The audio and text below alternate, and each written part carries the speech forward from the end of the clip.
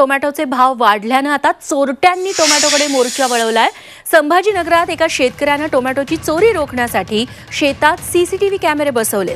गंगापूर तालुक्यातील शहापूर बंजर गावातील शरद रावते या शेतकऱ्यानं 1.5 एकरात टोमॅटोची शेती केली। मात्र काढणीला आलेले टोमॅटो रात्री चोरीला जाऊ लागल्यानं त्यांनी शेतात चक्क 22,000 रुपये खर्च करून सीसीटीव्ही लावले।